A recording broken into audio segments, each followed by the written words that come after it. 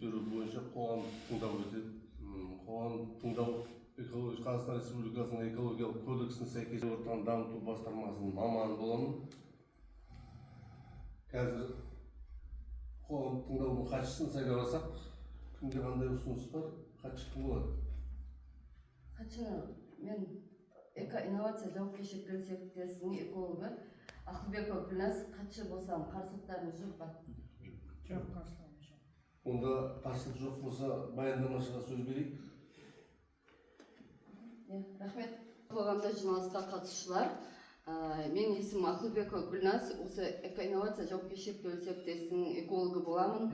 Бүгін Шымкент қаласы Еңбекші ауданы Базар Қақпа тұрғын алабында 260 кварталында 088 учаскесінде орналасқан сүт тауар фермасының құрылысы үшін ықтимал әсерлер туралы есеп беру жобасы бойынша ашық жиналыс түрінде қоғамдық тыңдау өткізу.